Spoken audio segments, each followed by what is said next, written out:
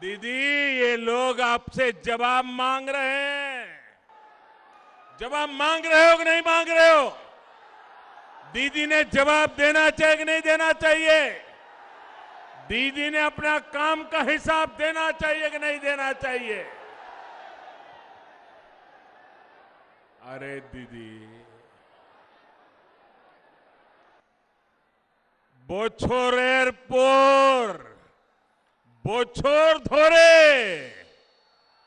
एकटा सेतुओ तैरी করতে পারলো না তৃণমূল। এখন বলছে উন্নয়নের কথা। और इसलिए आज मैं पुरलिया के लोगों को, पूरे जगल महल क्षेत्र के लोगों को विश्वास दिलाने के लिए आया हूं। ये धरती भगवान राम और मां सीता के वनवास की भी साक्षी रही है। ये ऐसी धरती है जहां अयोध्या पर्वत है, सीता कुंड है। इतना ही नहीं, अयोध्या नाम से ग्राम पंचायत भी है। कहते हैं कि वनवास के दौरान जब मां सीता को प्यास लगी थी तो राम जी ने जमीन पर बाण मारकर पानी की धारा निकाल दी थी। सोचिए, तब पुरलिया में भूजल की क्या स्थिति रही होगी। और ये विडंबना है कि आज पुरलिया में पानी का संकट ये बहुत बड़ी समस्या है। यहां के किसानों को, मेरे आदिवासी वनवासी भाई बहनों को इतना पानी भी नहीं मिलता कि वो सही से खेती कर सकें। यहां की महिलाओं को पीने के पानी के इंतजाम के लिए बहुत दूर तक पैदल चलकर जाना पड़ता है। पहले वामपंथियों की सरकार और फिर टीएमसी सरकार ने यहां पर उद्योग धंधे पनपने नहीं दिए। फिर यहां जितना सिंचाई के लिए काम होना चाहिए था वो भी नहीं हुआ।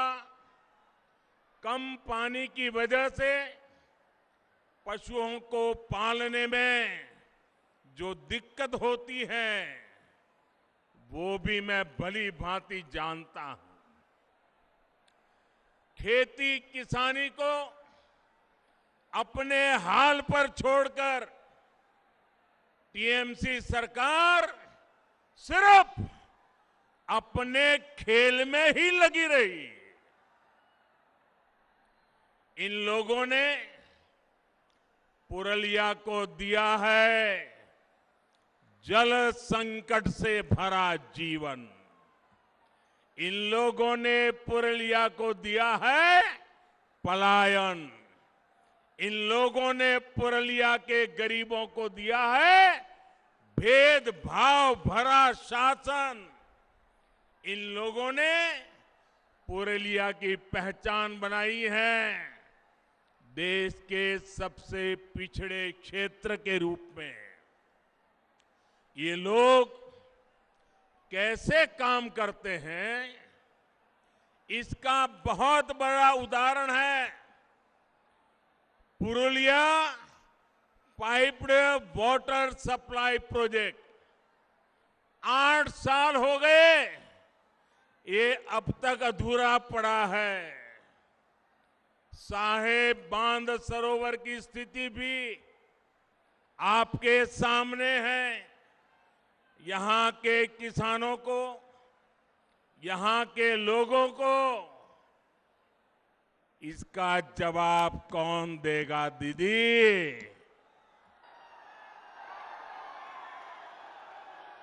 दीदी, ये लोग आपसे जवाब मांग रहे हैं। जवाब मांग रहे हो कि नहीं मांग रहे हो? दीदी ने जवाब देना चाहिए कि नहीं देना चाहिए? दीदी ने अपना काम का हिसाब देना चाहिए कि नहीं देना चाहिए? अरे दीदी, बोछोर एयरपोर्ट, बोछोर धोरे एकटा सेतुओ तैरी করতে পারলো না তৃণমূল। এখন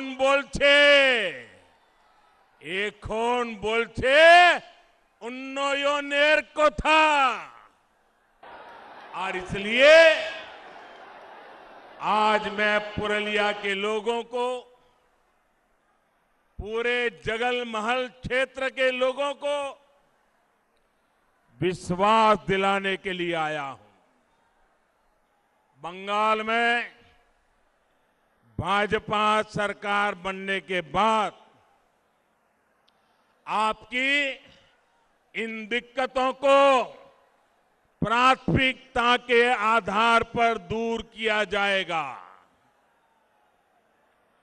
जब बंगाल में डबल इंजन की सरकार बनेगी, एक दिल्ली का इंजन और दूसरा बंगाल का इंजन, जब डबल इंजन की सरकार बनेगी तो यहां विकास भी होगा और आपका जीवन भी आसान बनेगा।